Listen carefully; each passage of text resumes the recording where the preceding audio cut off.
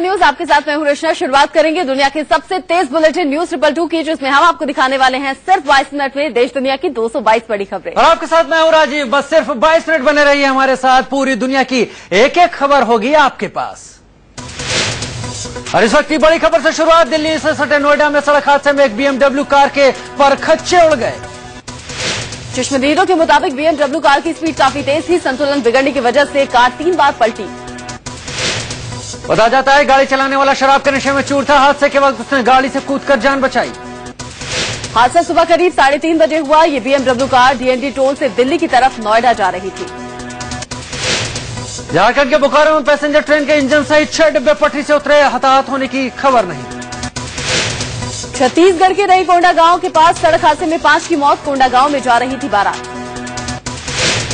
और अब खबर है इराक संकट की। अंतर्राष्ट्रीय मानवाधिकार संस्था एमनेस्टी इंटरनेशनल ने कहा है कि इराक के नजफ इलाके में सैकड़ों भारतीय फंसे हुए हैं। एमनेस्टी संस्था ने इराक के नजफ इलाके में फंसे कई भारतीयों से फोन पर बात करने का दावा भी किया है। इस बीच अंग्रेजी अखबार द हिंदुस्तान टाइम्स ने बड़ा खुलासा किया है। अखबार के मुताबिक 39 भारतीय बंधकों को अमेरिकी सेना के हमले में ढाल के तौर पर इस्तेमाल किया जा सकता है। अखबार के मुताबिक ISIS की कैद से छूटकर भागे इकलौते भारतीय हरजीत सिंह ने ये जानकारी इराक में सरकारी अधिकारियों को दी है। अखबार ने एक इराकी अधिकारी के हवाले से बताया कि ISIS बंधक बनाए गए भारतीयों को विस्फोटक और हथियारों के कुली के तौर पर इस्तेमाल कर रहा है।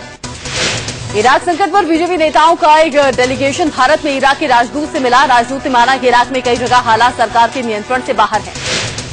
इराक के मोसुल शहर में 40 भारतीयों को अगवा किया गया था। ये लोग तारिक नूर अल हमदा कंपनी के कर्मचारी हैं। इराक के मुगदादिया शहर में आतंकियों से जंग में 30 शिया लड़ाकों की मौत हो गई। इराक के मोसुल शहर में 40 भारतीयों को अगवा किया गया था। ये लोग तारिक नूर अल हमदा कंपनी के कर्मचारी हैं। इराक के मुगदादिया शहर में आतंकियों से जंग में 30 शिया लड़ाकों की मौत हो गई। संयुक्त राष्ट्र महासचिव बान की मून ने कहा है कि इराकी नागरिकों पर किए जा रहे हमले युद्ध अपराध माने जा सकते हैं। बान की मून ने कहा कि संकट से निपटने के लिए बनाई जाने वाली योजना नागरिकों की सुरक्षा के लिए ही होनी चाहिए। MP के खरगोन का भी अनिल नाम का एक इंजीनियर बगदाद में फंसा है। उसके परिवार ने सरकार से मदद की अपील की। इराक से सकुशल लौटा इंदौर का एक खुशनसीब परिवार पत्नी के साथ जियारत के लिए इराक गए थे। इराक से 3 लोग बिहार के गोपालगंज लौटे हैं। मैसी शहर से लौटे निमतुल्ला ने अपनी आप बीती भी सुनाई। निमतुल्ला के मुताबिक आतंकियों ने कई रिफाइनरी आग के हवाले की। मैसी में जगह जगह पुलिसकर्मियों के शव पड़े हुए हैं। इराक से लौटे होशियारपुर के परविंदर सिंह का खुलासा। परविंदर सिंह ने कहा ट्रैवल एजेंट युवकों को इराक ले जाकर बेच देते हैं। परविंदर सिंह के भाई कमलजीत सिंह भी इराक में फंसे हुए हैं। परविंदर सिंह के मुताबिक वो भी ट्रैवल एजेंट की ठगी के शिकार हो चुके हैं। पंजाब में संगरूर के पास लहरगागा के हरप्रीत भी इराक में फंसे हुए हैं। हरप्रीत के परिवार ने सरकार से मदद की अपील की। बसरा में हरप्रीत एक कंपनी में काम करते थे। हरप्रीत के परिवार के मुताबिक कंपनी न ही पासपोर्ट दे रही है और न ही लौटने के लिए पैसे। इराक में फंसे भारतीयों की सलामती के लिए लुधियाना में हवन किया गया। महिलाओं के लिए एक बुरी खबर है। जुलाई में बजट के बाद मोदी सरकार हर महीने सिलेंडर के दाम 10 रुपए बढ़ा सकती है। सूत्रों के मुताबिक LPG और पेट्रोलियम पर बढ़ते सब्सिडी बोझ के मद्देनजर सरकार अपनी फ्यूल पॉलिसी में बड़ा बदलाव कर सकती है। हालांकि एक राहत की बात यह भी है कि लोगों को सब्सिडी वाले 12 सिलेंडर मिलते रहेंगे। अनुमान के मुताबिक LPG सिलेंडर की कीमत में 10 रुपए का इजाफा होता है तो फ्यूल सब्सिडी बिल में 7,000 करोड़ की कमी आ सकती है।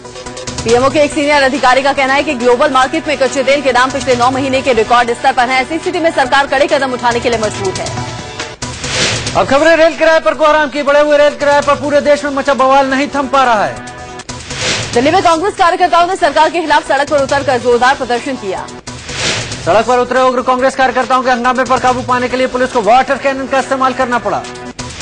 NHCY कार्यकर्ताओं ने दिल्ली में रेल भवन के सामने किराए बढ़ोतरी के विरोध में जोरदार हंगामा किया। दिल्ली के राजेंद्र प्रसाद रोड इलाके में यूथ कांग्रेस के कार्यकर्ताओं ने सरकार के विरोध में प्रदर्शन किया। दिल्ली में कांग्रेस के अलावा CPI कार्यकर्ताओं ने भी रेल किराए बढ़ाने के विरोध में प्रदर्शन किया। मुंबई में भी कांग्रेस कार्यकर्ताओं ने रेल किराए के विरोध में बढ़ोतरी का विरोध प्रदर्शन किया। कार्यकर्ताओं का कहना था कि रेल किराए बढ़ने के साथ ही रोजमर्रा की कई चीजें महंगी हो जाएंगी। रेल किराया बढ़ने का सबसे ज्यादा झटका मुंबई वालों को लगा है। मुंबई लोकल में सफर करने वालों के लिए लोकल का पास 187% महंगा हो जाएगा। वहीं मुंबई में रेल पास 200% तक महंगा होगा। शिवसेना प्रमुख उद्धव ठाकरे ने भी बड़े किराए का विरोध किया। लखनऊ में कांग्रेस कार्यकर्ताओं ने मोदी सरकार का पुतला फूंका।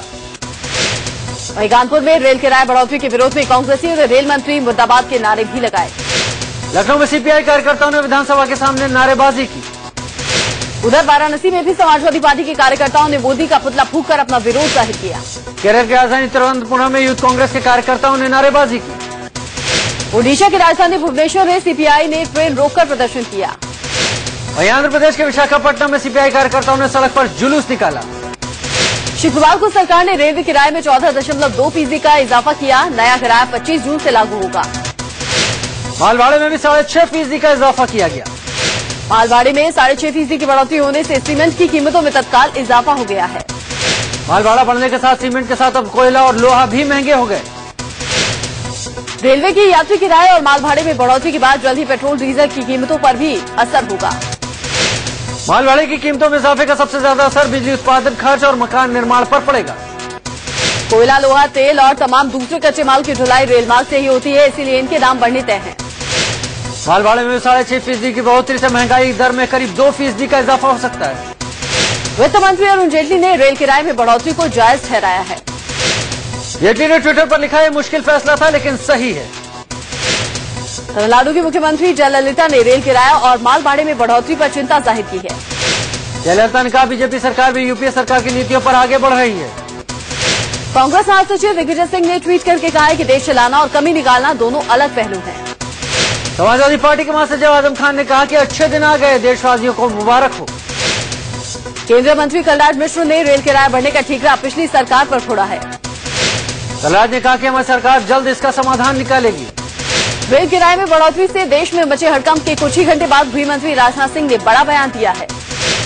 राजनाथ ने कहा, अगले 5 महीने तक महंगाई कम नहीं होगी। अब क्राइम की बड़ी खबरें। बीती रात दिल्ली डबल मर्डर से दहल गई। आदर्श नगर में एक शख्स ने अपनी पत्नी और 2.5 साल की बेटी की हत्या कर दी। पारिवारिक कलह की वजह से मां बेटी की हत्या हुई। दिल्ली के मुकुंदपुर में छोटे भाई ने गोली मारकर बड़े भाई की हत्या कर दी। मामला संपत्ति विवाद से जुड़ा है। आरोपी की मां की मौत के बाद 13वीं के पहले घर में जमीन का बंटवारा हो रहा था। इसी दौरान ये वारदात हुई। दिल्ली के श्रीनगर इलाके में एक शख्स ने अपनी पत्नी पर चाकू से ताबड़तोड़ हमला किया। महिला को गंभीर हालत में अस्पताल में भर्ती कराया गया है। दिल्ली के हाई प्रोफाइल इलाका चाणक्यपुरी में नशीली कोल्ड ड्रिंक पिलाकर गैंगरेप का मामला सामने आया है। आरोप है 25 अप्रैल को जॉब का झांसा देकर 2 लड़कों ने एक मशहूर होटल की पार्किंग में एसयूवी के अंदर महिला से गैंगरेप किया। इस केस में 25 मई को मामला दर्ज कराया गया, लेकिन पीड़ित महिला ने मेडिकल करवाने से मना कर दिया। दिल्ली के वेलकम इलाके में भी नशीली कोल्ड ड्रिंक पिलाकर एक लड़की से गैंगरेप का मामला सामने आया। पुलिस ने 4 लोगों के खिलाफ केस दर्ज कर 2 लोगों को पूछताछ के लिए हिरासत में लिया है। सेंट्रल दिल्ली के रणजीत सिंह फ्लाईओवर के नीचे एक नवजात बच्ची की लाश मिलने से सनसनी फैल गई। माना जा रहा है कि बच्ची को फ्लाईओवर से फेंका गया। पुलिस मामले की जांच कर रही है। पूरी दिल्ली के चाचा नेहरू हॉस्पिटल में डॉक्टर की लापरवाही से 4 महीने के बच्चे की मौत हो गई। पुलिस ने आरोपी डॉक्टर के खिलाफ मामला दर्ज कर लिया है। दिल्ली के होटल ताजमान सिंह में एक एनआरआई बिजनेसमैन की मौत हो गई। 70 साल की दाढ़ी Balsara mount Everest mineral water company के मालिक थे। अब खबरें प्रीति जिंटा विवाद की। नसवाड़िया के साथ विवाद मामले में प्रीति जिंटा आज अपना बयान दर्ज करा सकती है। प्रीति के नजदीकी सूत्रों के मुताबिक वो अमेरिका में है और आज उनके भारत लौटने की उम्मीद है। प्रीति ने विवाद में पुलिस सचिन तेंदुलकर के नाबालिग बेटे अर्जुन तेंदुलकर से भी पूछताछ पर विचार कर रही है। प्रीति और नेस विवाद में चश्मदीद माने जा रहे अर्जुन तेंदुलकर से भी कथित तौर पर नेस वाडिया ने बदसलूकी की थी। बताया जा रहा है कि जिस समय नेस वाडिया कथित तौर पर प्रीति से बदसलूकी कर रहे थे, उस समय अर्जुन ने उन्हें रोका था, जिसके बाद नेस उन पर भी भड़क गए। प्रीति जिंटा मामले में बिजनेसमैन दानिश मर्चेंट ने नेस वाडिया के खिलाफ गवाही दी है, जिसमें उन्होंने प्रीति जिंटा के दावों की पुष्टि की है। सूत्रों के मुताबिक मर्चेंट ने पुलिस को दिए बयान में कहा है कि 30 मई को नेस वाडिया ने प्रीति के साथ बदसलूकी की थी। इससे पहले आईपीएल के सीईओ सुंदर रमन ने भी उनसे भी प्रीति जिंटा के दावे को सही बताया था। कैंपागोला कंपाउंड में रहने वालों के लिए अच्छी खबर। बीजेपी सांसद गोपाल शेट्टी ने कहा, सोसाइटी के 90% अवैध मकान बच सकते हैं।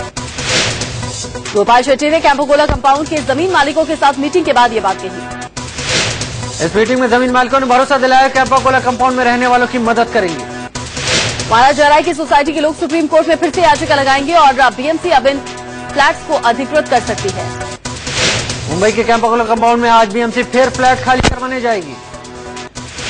बीएमसी की टीम कल भी कैंपागोला कंपाउंड में फ्लैट खाली करवाने के लिए गई थी, लेकिन लोगों की गुजारिश पर उसने 1 दिन का वक्त दिया था। शनिवार को जब बीएमसी की टीम पहुंची तो कई महिलाएं हाथ जोड़कर बीएमसी अधिकारियों से कार्रवाई नहीं करने की गुहार लगाती नजर आईं। बीएमसी के अधिकारी लोगों की जिद के आगे कोई कार्रवाई नहीं कर पाए। बीएमसी ने सोसाइटी के लोगों के खिलाफ वर्ली पुलिस स्टेशन में केस दर्ज करवाया। इन पर गैर कानूनी तरीके से इकट्ठा होने और सरकारी काम में बाधा डालने का आरोप लगाया गया है। केंद्रीय मंत्री नितिन गडकरी ने कहा है कि लालकृष्ण आडवाणी राष्ट्रपति बनने के योग्य हैं। बीजेपी नेता नितिन गडकरी के मुताबिक राष्ट्रपति पद आडवाणी जी के कद के अनुरूप है। आडवाणी को लोकसभा अध्यक्ष नहीं बनाए जाने के सवाल पर गडकरी ने कहा स्पीकर बनाया जाना अच्छा नहीं होता। गडकरी का कहना है कि आडवाणी जी उप प्रधानमंत्री थे और उन्हें लोकसभा अध्यक्ष बनाना उचित नहीं होता। साथ ही गडकरी ने प्रधानमंत्री के उस फैसले का समर्थन किया जिसमें 75 साल से ज्यादा उम्र के नेताओं को मंत्री नहीं बनाया जाना था। गडकरी ने जोशी को योजना आयोग का उपाध्यक्ष बनाए जाने की खबरों का भी खंडन किया। गडकरी का कहना है कि मुरली मनोहर जोशी बीजेपी के थिंक टैंक है और पार्टी निश्चित रूप से उनके अनुभव और ज्ञान का उपयोग करेगी। कांग्रेस शासित राज्यों असम, महाराष्ट्र और हरियाणा के मुख्यमंत्रियों पर गाज गिर सकती है। इसी सिलसिले में असम के सीएम तरुण गोगोई कांग्रेस आलाकमान से मिलने आज दिल्ली आ रहे हैं। सूत्रों के हवाले से खबर है कि आलाकमान तरुण गोगोई से मुख्यमंत्री पद छोड़ने के लिए कह सकते हैं। लोकसभा चुनाव में करारी हाल मिलने के बाद गोगोई ने इस्तीफे की पेशकश की थी। हरियाणा के मुख्यमंत्री भूपेंद्र सिंह हुड्डा ने शनिवार को सोनिया गांधी से मुलाकात की। हुड्डा ने खुद को हटाए जाने की खबर को महज अफवाह बताया। शनिवार को पृथ्वीराज चव्हाण ने सोनिया गांधी के राजनीतिक सचिव अहमद पटेल, ए.के. एंटनी और पूर्व प्रधानमंत्री डॉक्टर मनमोहन सिंह से मुलाकात की। महाराष्ट्र के मुख्यमंत्री पृथ्वीराज चव्हाण ने खुद को हटाए जाने की खबर पर कहा कि अंतिम फैसला आलाकमान को लेना है। 28 जून को ए.के. एंटनी की समीक्षा पैनल महाराष्ट्र कांग्रेस के नेताओं के साथ बैठक करेगी और अपनी रिपोर्ट आलाकमान को सौंपेगी। उत्तराखंड के पूर्व सीएम विजय बहुगुणा ने कांग्रेस अध्यक्ष सोनिया गांधी से मुलाकात की। खबर है कि हरीश रावत की ताजपोशी के बाद बहुगुणा खेमा नाराज है। अब बहुगुणा गुट को सरकार और संगठन की जगह मिल सकती है। केजरीवाल दिल्ली के सिविल लाइंस में अपनी किराए की कोठी को लेकर फिर से विवादों में है। आम आदमी पार्टी के मुताबिक वो एक कार्यकर्ता की कोठी है जिसके लिए वो मात्र ₹1 महीने का किराया देंगे। वहीं कांग्रेस नेता अरविंदर सिंह लवली के मुताबिक कोठी 60,000 रूपये महीने किराए पर ली गई। कोठी के मालिक चांदनी चौक सीट से कांग्रेस के सांसद रहे भीखूराम जैन के बेटे नरेंद्र जैन। वहीं केजरीवाल के मुताबिक वो मकान की मरम्मत का खर्च उठाएंगे जिसे किराए में एडजस्ट किया जाएगा। मध्य प्रदेश के पीएमटी फर्जीवाड़ा मामले में स्कोरर की तलाश में एसटीएफ की टीम कल रात यूपी और राजस्थान के लिए रवाना हो गई। व्यापम घोटाले में उमा भारती का नाम आया। एमपी कांग्रेस के प्रवक्ता के मुताबिक उमा की सिफारिश पर नियुक्तियां हुई थी। कांग्रेस के मुताबिक घोटाले में उमा भारती के अलावा कैलाश विजयवर्गीय और बीजेपी के कई बड़े नेता भी शामिल हैं। कांग्रेस असम के पदाधिकारी सुरेश सोनी पर भी घोटाले में शामिल होने का आरोप है।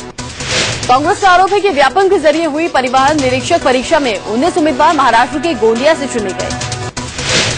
गोंदिया में सीएम शिवराज सिंह चौहान का ससुराल है।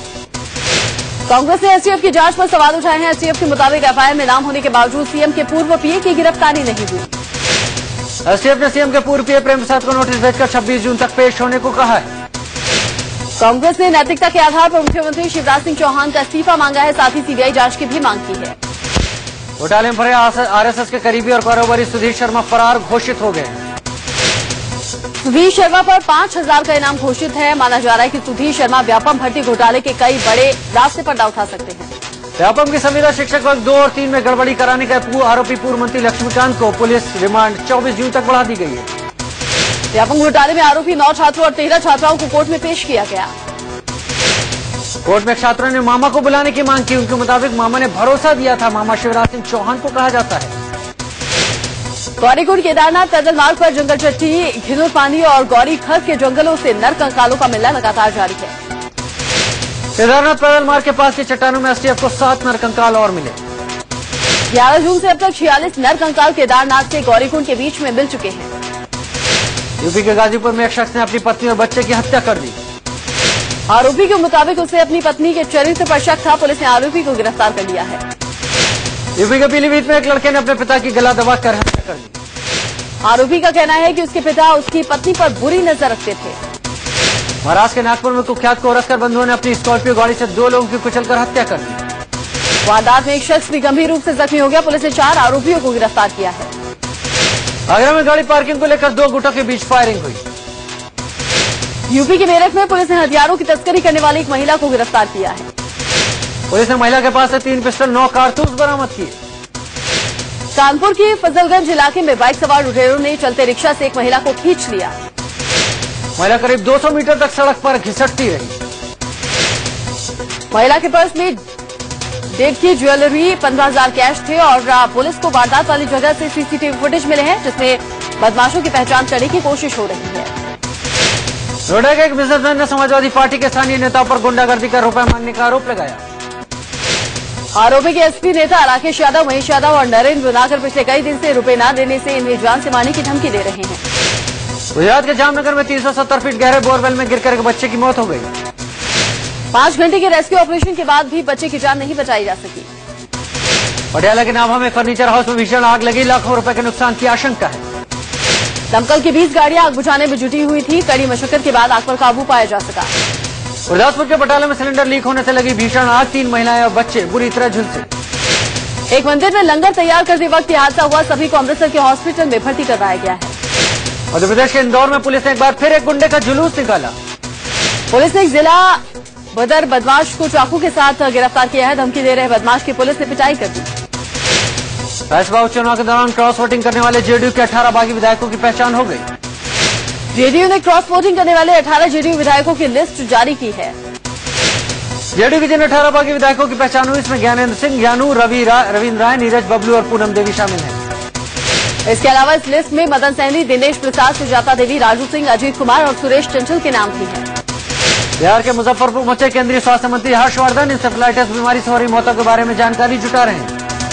बीमारी से हो रही मौतों के लिए हर्षवर्धन ने राज्य सरकार को जिम्मेदार बताया। हर्षवर्धन ने कहा कि केंद्र सरकार मदद के लिए तैयार है। केंद्रीय स्वास्थ्य मंत्री doctor Harshvardhan Patna AIIMS hospital पहुंचे, वहां धीमी गति से हो रहे निर्माण पर नाराजगी जाहिर की। केंद्रीय मंत्री गडकरी ने कहा कि दिल्ली की राजनीति में हर्षवर्धन की वापसी नहीं होगी। गडकरी का कहना है कि पार्टी ने फैसला किया है, किसी भी निर्वाचित सांसद को इस्तीफा नहीं देना चाहिए। साथ ही गडकरी ने कहा कि दिल्ली बीजेपी के लिए नए नेता के नाम का ऐलान अगले 3-4 दिन में ही कर दिया जाएगा। दिल्ली के उत्तर नगर में बिजली संकट को लेकर महिलाओं ने बीजेपी विधायक पवन शर्मा को खरी खोटी सुनाई। दिल्ली के आलकेपुरम में पुलिस कॉलोनी में लोगों ने बिजली के लिस्ट के खिलाफ प्रदर्शन किया। दिल्ली के सुल्तानपुरी में बिजली पानी को लेकर कांग्रेस ने प्रदर्शन किया। लखनऊ में बीजेपी कार्यकर्ताओं ने अखिलेश सरकार के खिलाफ प्रदर्शन किया। बीजेपी के लोगों ने बिजली के लिस्ट के खिलाफ प्रदर्शन किया। दिल्ली के सुल्तानपुरी में बिजली पानी को लेकर कांग्रेस ने प्रदर्शन किया। लखनऊ में बीजेपी कार्यकर्ताओं ने अखिलेश सरकार के खिलाफ प्रदर्शन किया। बीजेपी का कहना है कि सूबे में लॉ एंड ऑर्डर ठीक करने के बजाय सरकार हाथ पर हाथ धरे बैठी है। विदेश मंत्री सुषमा स्वराज 25 जून को बांग्लादेश के 3 दिवसीय दौरे पर जा रही हैं। सुषमा स्वराज अपनी बांग्लादेश यात्रा के दौरान द्विपक्षीय और अंतर्राष्ट्रीय मुद्दों पर चर्चा करेंगी।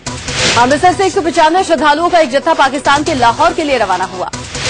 सभी श्रद्धालु श्री ननकाना साहिब समेत कई गुरुद्वारों में दर्शनों के लिए जाएंगे। केंद्र सरकार जल्द ही नई कृषि बीमा योजना लाने की तैयारी में है। नई कृषि बीमा योजना से किसान बाढ़, सूखे और फसली बीमारियों से बेहतर तरीके से निपट पाएंगे। कृषि मंत्री राधा मोहन सिंह का कहना है कि मौजूदा कृषि बीमा योजना किसानों के लिए हितकारी साबित नहीं हुई है। नई कृषि बीमा योजना को लेकर केंद्र सरकार सभी राज्यों के मुख्यमंत्रियों से सुझाव मांगेगी। अब खबरें बिजनेस की। सहारा के बाद सेबी ने बंगाल की रोज वैली कंपनी पर शिकंजा कसा है और निवेशकों को 2000 करोड़ रुपए लौटाने का आदेश दिया है।